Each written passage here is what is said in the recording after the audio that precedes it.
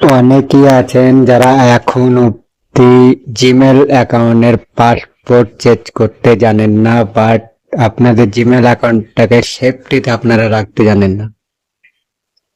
আপনার ধরেন যে আপনার ফোনে যে জিমেল অ্যাকাউন্ট আছে সেটা আপনার সেভ পাসওয়ার্ড সেভ করা নেই, আপনার মানে হচ্ছে আপনার পাসওয়ার্ডটা আপনি ভুলে গেছেন বা চেঞ্জ করা নেই, আপনি জানেন না কিভাবে চেঞ্জ করতে হয়। সেটা আমি আপনাকে দেখাবো। আপনার জিমেল অ্যাকাউন্টটাকে সেভ কিভাবে রাখবেন সেটাও আপনি দেখাবো, যাতে পরবর্তীতে আপনার জিমেল অ্যাকাউন্টটা আপনার ফোন থেকে ডিলিট হয়ে যায় যদি, বা আপনি নতুন কোনো ফোনে কানেক্ট করতে চান, তাহলে যাতে খুব সহজে আপনি জিমেলটাকে রিকভারি করতে পারেন। তার জন্য সবার প্রথমে আপনাদেরকে জিমেল অ্যাকাউন্টটাকে আগে অন করতে হবে, ঠিক আছে, মানে ওপেন করতে হবে। এইটাকে ওপেন করে নেবেন। তো আপনি আপনার জিমেলটাকে ওপেন করার পরে আপনি আপনার প্রোফাইলে মারবেন, তারপরে ম্যানেজ ইউর জিমেল অ্যাকাউন্ট, ঠিক আছে, এখানে ট্যাপ করবেন। গুগল অ্যাকাউন্ট বলে লেখা থাকবে বা জিমেল অ্যাকাউন্ট বলেও লেখা থাকবে, ঠিক আছে। তারপর আপনি পাসপোর্ট চেঞ্জ করার জন্য আপনি এই জায়গাটাতে আছে পাসপোর্ট অ্যান্ড সিকিউরিটি, ঠিক আছে, এখানে মারবেন। তারপরে আবারও আপনি এই জায়গাটাতে মারবেন।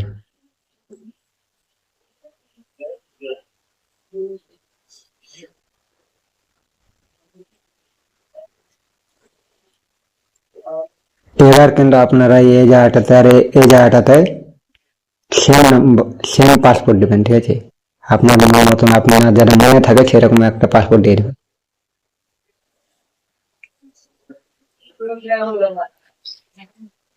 আমি কিন্তু এর দুটাটাই সেম পাসপোর্ট দিয়ে দিই, ঠিক আছে। এবার আমি এখানে করে দিয়ে সেভ করব।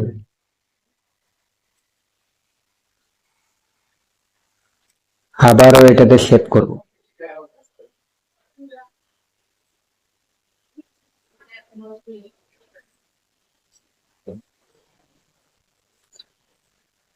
এবার আমি আবারও এখানে মেরে সেভ করব। আমার কিন্তু সেভ হয়ে গেছে, ঠিক আছে। এবার আমি আপনাদেরকে দেখাবো যে আপনারা আপনাদের জিমেল অ্যাকাউন্টটাকে সেভ কিভাবে রাখবেন, যাতে পরবর্তীতে আপনার জিমেলটা রিকভারি করার জন্য কোনো অসুবিধা না হয়। তার জন্য আপনি আবারও ওই ট্যাপ করবেন।